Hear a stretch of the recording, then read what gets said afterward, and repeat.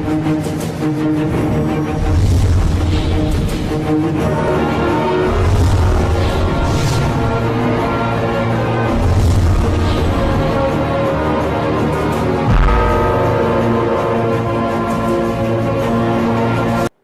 మహిమ కలుగును గాక. హల్లెలూయా. మన ప్రభువును రక్షకుడైన యేసుక్రీస్తు ప్రభువారి శ్రేష్టమైన నామములో యేసు మహిమ అనే కార్యక్రమాన్ని వీక్షిస్తున్న మీ అందరికీ కూడా మా హృదయపూర్వక వందనాలు.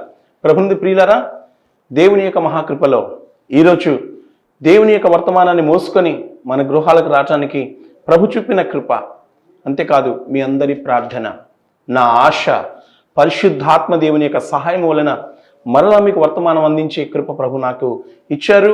ప్రభునికే మహిమ కలుగును గాక. Thank you lord. దేవుని వాక్యాన్ని విందాం. మార్క్స్ వార్త 10వ అధ్యాయము 34వ వచనం. వారు ఆయనను అపహసించి ఆయన మీద ఉమ్మివేసి కొరడాలతో ఆయనను కొట్టి చంపెదరు. 3 దినములైన తరువాత ఆయన తిరిగి లేచునని చెప్పాను. ప్రార్థన. మహాపరిశుద్ధుడా, నా కన్న తండ్రి, మీ నామానికి స్తోత్రాలు. నువ్వెంతైనా నమ్మదగిన దేవుడవు నా నాయన.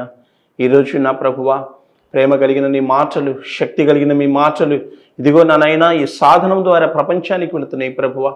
ఎవరు ఏ ఇంటిలో ఏ పరిస్థితుల్లో మీ మాటలు వింటున్నారో ఎరిగిన దేవుడవు నా నాయన. ఆత్మరూప, ప్రేమాస్వరూప, మీ నామానికి స్తోత్రాలు. వాక్యం ఇచ్చిన బిడ్డలను అయ్యా అందిస్తున్న నన్ను మీ యొక్క రెక్కల నీళ్ళలో మరుగుపరిచి మీరే మాట్లాడమని యేసు నామంలో ప్రార్థిస్తున్నాము తండ్రి. ఆమెన్. దేవునికి మహిమ కలుగును గాక. ఈరోజు వర్తమానం ఏంటంటే, యేసుక్రీస్తు ప్రభువారు భరించిన శ్రమలు. యేసు ప్రభువారు భూమి మీద ఉండగా తనకు ఏం జరగబోతుందో అనగా ప్రభువారికి ఎలాంటి శ్రమలు కలగబోతున్నాయో శిష్యులను దగ్గర తీసుకొని చక్కగా వివరించారు. అనగా ప్రవచన రీతిలో చెప్పారు. బైబిల్ గ్రంథంలో దేశాల గురించిన ప్రవచనం, వ్యక్తుల గురించిన ప్రవచనం, అలాగే అనేక పట్టణాల గురించిన ప్రవచనం ఉన్నది. అలాగే యేసు ప్రభు వారి గురించి కూడా ప్రవచనాలు ఉన్నాయి. అయితే ఇంక కొద్ది దినాలలో సిలువకు అప్పగింపబడే ఆ సమయాన యేసు ప్రభు వారు శిష్యులకు ఈ విధంగా చెప్పారు. ఏం చెప్పారంటే, వారు ఆయనను అపహసించి 1, 2 ఆయన మీద ఉమ్మివేసి, 3వది కొరడాలతో ఆయన కొట్టి, 4వది ఆయన చంపుతారు. ఈ వర్తమానము వింటూ ఉండగానే మీ జీవితాలలో ప్రభు అద్భుతం చేస్తాడు. హృదయ అంతరంగంలో ఉన్న ప్రతి పాపాన్ని నా ప్రభు తీసేయబోతున్నాడు. మీ ఒంటిలో, ఇంటిలో ఏ చీకటి క్రియలున్నా ఈ వాక్యపు శక్తి వాటిని తరుముతుంది. దేవునికి మహిమ కలుగును కాక. మొదటగా ప్రభు చెప్పిన మాటలో వారు ఆయనను అపహసించి అనే మాట తీసుకుంటున్నాను. యేసు ప్రభు వారిని ఎవరెవరు అపహసించారంటే, లూకా సువార్త 23వ అధ్యాయము 35వ వచనంలో అధికారులు ఆయనను అపహసించారు. తర్వాత లూకా సువార్త 23వ అధ్యాయము 39వ వచనంలో వేలాడబడుచున్న నేరస్తుల్లో అనగా బందిపోటు దొంగల్లో ఒక వ్యక్తి యేసు ప్రభు వారిని అపహసించాడు లేక దూషించాడు. తర్వాత హేరోదు, లూకా సువార్త 23వ అధ్యాయము 31వ వచనంలో హేరోదు కూడా యేసు ప్రభు వారిని హేళన చేశారు, లేక అపహసించాడు, లేక నవ్వాడు. తర్వాత యేసు ప్రభు వారిని సిలువేసే ఆ మార్గంలో కొంతమంది తలలు ఊపుచూ, నీకు ఈ బాధ పడిందా, నీకు ఈ ఒక గతి పట్టిందా అన్నట్టుగా యేసు ప్రభు వారిని వారు కూడా హేళన చేశారు, అపహసించారు. ఇంకా ఆ మాట ఎక్కడుందంటే, మత్తయి సువార్త 27వ అధ్యాయము 39వ వచనం నుండి 40వ వచనాల్లో ఈ మాట రాయబడి ఉంది. దేవునికి స్తోత్రం. అలాగే మత పెద్దలు వీళ్ళు కూడా యేసు ప్రభు వారిని అపహసించారు. మత్తయి సువార్త 27వ అధ్యాయము 41, 42 వచనాల్లో ఈ మాట రాయబడింది. దేవునికి స్తోత్రం. అలాగే యేసుక్రీస్తు ప్రభు వారిని ఇంకెవరు అపహసించారంటే, 27వ అధ్యాయము మత్తయి సువార్త 30 వచనములో సైనికులు కూడా యేసుక్రీస్తు ప్రభు వారిని హేళన చేశారు. రైట్. కాబట్టి యేసుక్రీస్తు ప్రభుని ఇంతమంది హేళన చేశారు, నవ్వారు, దుర్భాషలాడారు, వెక్కిరించారు. ఎందుకు అంటే యేసు ప్రభు యొక్క ఆ ప్రేమ తెలియక, యేసు ప్రభు యొక్క ఆ శక్తి తెలియక. ఈ రోజుల్లో కూడా చాలా మంది యేసు ప్రభుని అపహసిస్తున్నారు. దేవుని పిల్లలు ఇందుకు ఈ విషయాన్ని బట్టి ఆశ్చర్యపడే అవసరంలా. ఎందుకంటే ఈ అపహసించే ఆ దురాత్మ ఇప్పుడు కాదు, యేసు ప్రభు కాలంలోనే ఉంది. యేసుక్రీస్తు ప్రభుని నమ్మిన వాళ్ళు, అపహసించిన వాళ్ళు ఆ రోజు మేము హీరోలు అనుకున్నారు. కానీ కొద్ది దినాల తర్వాత, అనగా 3వ రోజు యేసు ప్రభు తిరిగి లేచేసరికి సిగ్గుపడ్డారు వాళ్ళు. ఈరోజు వాక్యం ఇచ్చిన సహోదరి, నీవు ప్రభు దగ్గరికి వచ్చినప్పుడు, మందిరానికి వెళుతున్నప్పుడు నీ బంధువులు, నీ స్నేహితులు అనేకులు నిన్ను హేళన చేస్తున్నారేమో, నవ్వుతున్నారేమో, భయపడవద్దు.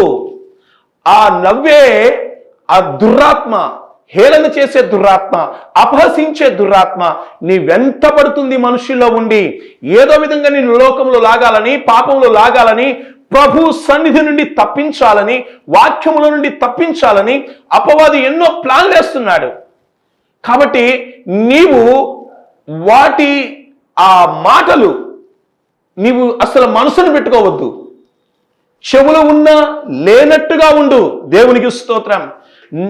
నీవు అంటున్నావు, అయ్యా మా బంధువులే హేళన చేస్తున్నారు, మా రక్త సంబంధులే హేళన చేస్తున్నారు, నా తోబుట్టువులు హేళన చేస్తున్నారు, యేసు ప్రభుని నమ్ముకున్నావా నీవు అని నవ్వుతున్నారు. కొంతమంది అయితే వెక్కిరిస్తున్నారు. కొంతమంది నేను చనిపోయాను అని అనుకుంటున్నారయ్యా అని అంటున్న వాళ్ళు మీలో చాలా మంది ఉన్నారు. దేవునికి స్తోత్రం. గుర్తుపెట్టుకోండి, నిన్ను నవ్వకముందు నీవు ఆరాధిస్తున్న ప్రభుని నవ్వారు. నిన్ను హేళన చెయ్యకముందు ఈ భూమి మీద యేసుక్రీస్తు ప్రభుని హేళన చేస్తారు. కాబట్టి నువ్వు దిగులు పడవసరంలా. ఈరోజు వాక్యం అందిస్తున్నా నా ఒక విషయంలో కూడా ఎంతమంది హేళన చేశారు, నవ్వారు. వెర్రివాడు అని అనుకున్నారు, పిచ్చివాడు అనుకున్నారు, యేసు ప్రభు పిచ్చి పట్టిందన్నారు. నేనేమన్నాను తెలుసా? పట్టాల్సిన పిచ్చే పట్టిందని చెప్పాను. దేవునికి స్తోత్రం. నవ్విన వాళ్ళ మాట విని నేను వెనక్కి వెళ్ళిపోతే ఈరోజు ఈ కృపల నుండి నేను బయటకు వచ్చేసేవాడిని. అయ్యో, ప్రభు సేవను చేతులారా జార విడుచుకునే పరిస్థితి వచ్చేది. ఆ ప్రభు రాజ్యాన్ని నేను పోగొట్టుకోవాల్సిన పరిస్థితి వచ్చేది. ఎంతో మంది నా దగ్గరకు వచ్చి ఎన్నో రకాల బోధ చేశారు, ప్రభు నుండి వెనక్కి లాగాలని. నవ్వారు, వెక్కిరించారు, హేళన చేశారు. కానీ నేను ప్రభు వైపు చూస్తూ, నా మట్టుకు ఈ ఒక ఘనత నాది కాదు, కానీ నాలో ఉన్న పరిశుద్ధాత్మ దేవునిదే. ఆయన నా చెయ్యి పట్టుకున్నాడు కనుక నన్ను నడిపిస్తున్నాడు.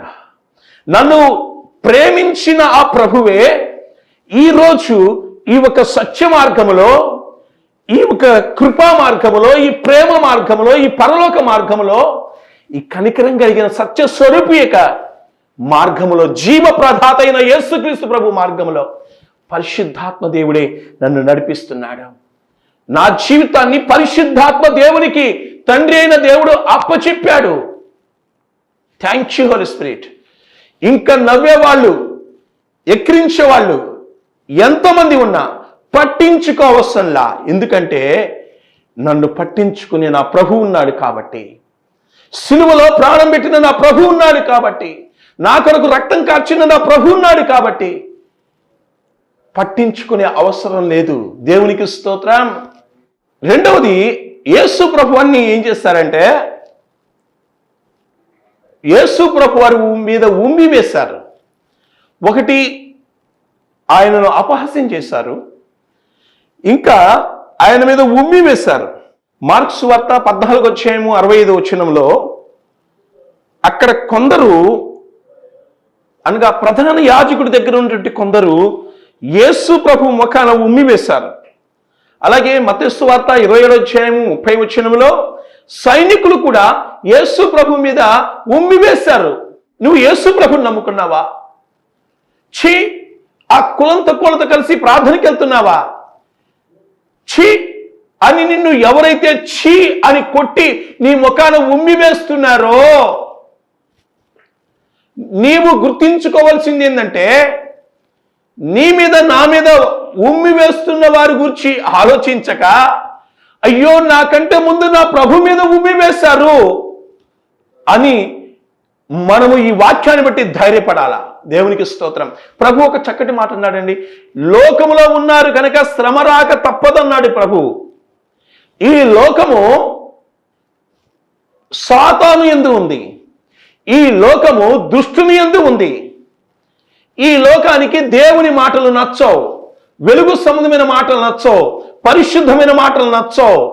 దేవుడి గురించి చెప్తే దేవుడి గురించే తీసే లెక్క లేకుండా ఉంటుంది. కొంతమంది మనుషుల్లో కూడా దుర్రాత్మ ప్రవేశించి ఆ దుర్రాత్మ ఆ మనుషుల్ని వాడుకుంటుంది. కానీ ఆ మనుషులకు అర్థం కావటంలే.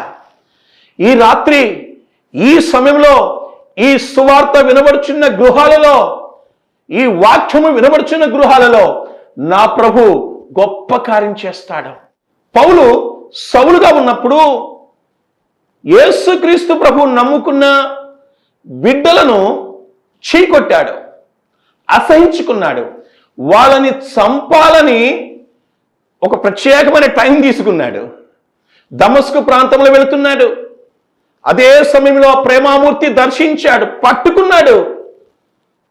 సౌలు పౌలుగా మార్చబడ్డాడు. ఒకప్పుడు లోక మార్గములో, దేవునికి వ్యతిరేకమైన మార్గంలో ఉన్న ఆ సౌలు పట్టబడి దేవుని ప్రేమ చేత నింపబడి, పరిశుద్ధాత్మ చేత నింపబడి, యేసుక్రీస్తు ప్రభు నిజమైన దేవుడని, యేసు ప్రభు పరిశుద్ధుడని ఆయన అనేకులకు చెప్పడం ప్రారంభించాడు. దేవునికి స్తోత్రం. దేవుని చేతిలో ఒక సాధనంగా అపోస్తుడైన పౌలు గారిని ప్రభు వాడుకున్నాడు. ఒకప్పుడైతే చీకొట్టాడు. అసలు యేసు ప్రభు పేరు వింటేనే బీపీ పెరిగిపోయేదేమో సౌలు గారికి. యేసు ప్రభువు నమ్ముకున్న ప్రజలంటే, మీరు అపోస్తుల కార్యం 8వ అధ్యాయం చూస్తే సంఘానికి హింస కలిగిందట, సంఘము చెదిరిపోయింది. అలాగే స్టెఫెన్ విషయంలో కూడా స్టెఫెన్ని రాళ్లతో రువి చంపినప్పుడు ఈ సౌలు సమ్మతించాడు. ఇలాంటి సౌలును నా ప్రభు పట్టుకొని ఆయన చేతిలో ఒక సాధనంగా ఈ భూమి మీద వాడుకున్నాడు. పౌలు పత్రికలు నిజంగా సారం కలిగిన పత్రికలండి. ఆ పౌలు పత్రికలు చదవండి. సంఘాలు కట్టబడతాయి, కుటుంబాలు కట్టబడతాయి, జీవితాలు కట్టబడతాయి. మనసు యేసుక్రీస్తు ప్రభు మీద స్థిరంగా ఉండే ఆ హృదయము ఆ పత్రికలు చదివినప్పుడు దేవుడు ఇస్తాడు. పరిచర్య ఏంటో పౌలు గారు చక్కగా రాశాడు. దేవుని పనికి ఇచ్చే విషయం గురించి చక్కగా రాశాడు. భార్యాభర్తల గురించి పౌలు గారు చక్కగా పరిశుద్ధాత్మ ద్వారా రాశాడు. దేవునికి స్తోత్రం. హల్లెలూయా. కాబట్టి ఈరోజు హేళన చేస్తున్నవారు, లేక నీ ముఖాన ఉమ్మి వేస్తున్నవారు, నిన్ను వెక్కిరిస్తున్నవారు, ఛీ అని అంటున్నవారు, ఏదో ఒక రోజు ప్రభు పట్టుకోబోతున్నాడు. ఒకప్పుడు మనం కూడా అంతే కదండి. యేసు ప్రభు యొక్క ప్రేమ తెలుసా? తెలీదు. ఆ కరుణామయుడి, ఆ కనికల స్వరూపుడి యొక్క ప్రేమ మనకు తెలుసా? లేదు. ఈరోజు ఆయన ఆకర్షించి, ఆయన బయలుపరిచి, ఆయన ప్రేమించి, ఆయన మనం నడిపిస్తుంటే నడుస్తున్నాం. కానీ ఇది మన గొప్ప కాదు. మన సహోదరులు వాళ్ళు కూడా త్వరగా రాబోతున్నారు. హల్లెలూయా. నా ప్రభు వారిని ఆకర్షించబోతున్నాడు. Thank you Holy Spirit. ఎందుకు యేసు ప్రభుని ముఖం మీద ఉమ్మి వేశారంటే, వాళ్ళ దృష్టిలో తక్కువ అంచనా వేశారు. యేసు ప్రభుని తక్కువ అంచనా వేశారు. చాలా తక్కువ చేసి. ఎందుకంటే యేసుక్రీస్తు ప్రభు యొక్క బోధలు లోకానుసారంగా ఉండవు, పాపానుసారంగా ఉండవు. యేసు ప్రభు యొక్క బోధ పాపాన్ని ఖండిస్తుంది. యేసు ప్రభు యొక్క బోధ లోక సంబంధమైన వాటిని ఖండిస్తుంది. యేసు ప్రభు యొక్క బోధ పరలోకానికి చేర్చే బోధ, అధికారముతో కూడింది.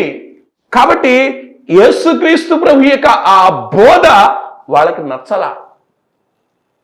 అదే లోకానుసారంగా బోధ చేస్తే, ఇప్పుడు సినిమాల గురించి మాట్లాడుకున్నారు అనుకోండి, 10 మంది పోగవుతారు. దేవుడి గురించి లేక యేసు ప్రభు గురించి మాట్లాడితే మాకు అక్కర్లేదు, మాకు అవసరం లేదు అంటారు. లోకము దేవుణ్ణి తక్కువ చూస్తుంది. అప్పుడే లోకానికి తిప్పలు తప్పటంలా.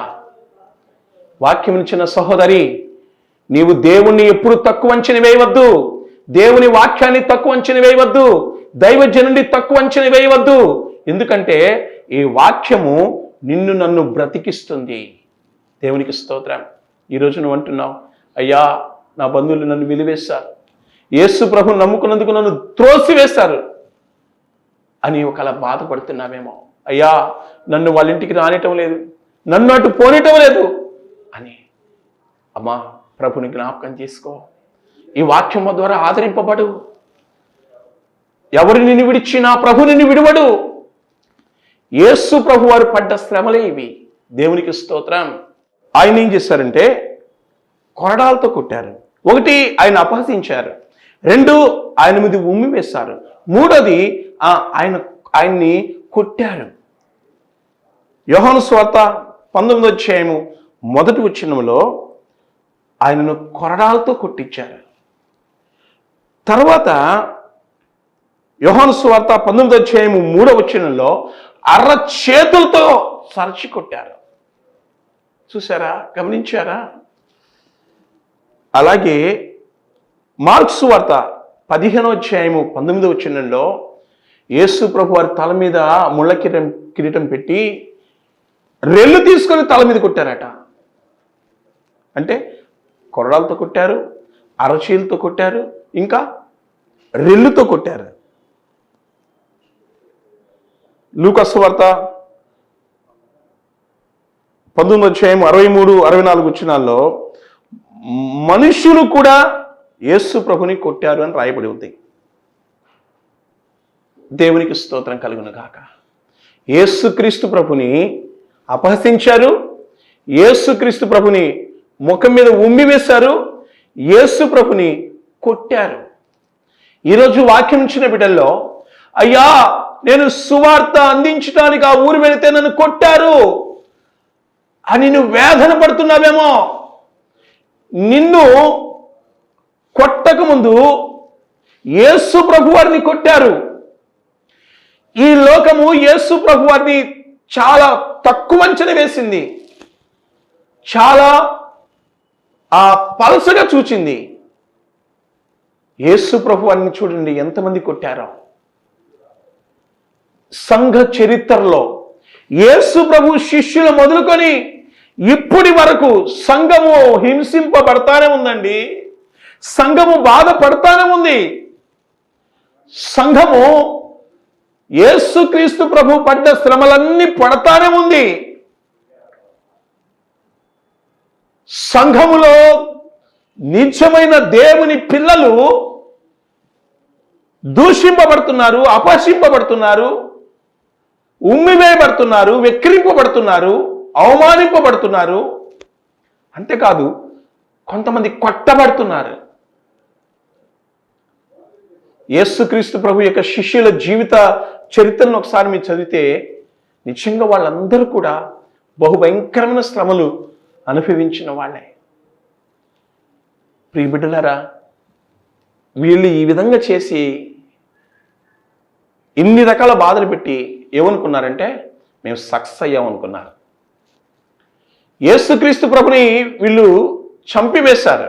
యోహాను సువార్త 14వ అధ్యాయము 34వ వచనం. చనిపోయిన తర్వాత ఒక సైనికుడు యేసు ప్రభు యొక్క ఆ ప్రక్కలో బళ్ళెం పొడిచాడు. ఎప్పుడైతే పొడిచాడో నీళ్లును రక్తమును కార్యను అని రాయబడింది. అంత భయంకరమైన మరణము యేసు ప్రభు వారి శిలువలో భరించారు. అంతేకాదు ఆయన శిలువలో కేకలు వేసి తండ్రి నా ఆత్మను నీ చేతికి అప్పగించుచున్నాను అని చెప్పి ఆయన శిలువలో మరణించాడు. యేసయ్య ఏ విధంగా చెప్పాడో, తన గురించి తాను ఏ విధంగా ప్రవచించాడో అలాగే అది ఎంత నెరవేర్పడింది. ఆయన అపహసించారు, ఆయనను ముఖం మీద ఉమ్మి వేశారు, ఆయనను కొట్టారు, అలాగే ఆయన చంపివేశారు.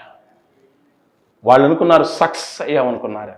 కానీ 3వ రోజు ఆయన తిరిగి లేచాడు. దేవునికి స్తోత్రం. మత్తయి సువార్త 28వ అధ్యాయము 2 నుండి 4 వచనాలు అక్కడ గమనించినట్లయితే ఈ విధంగా రాయబడింది.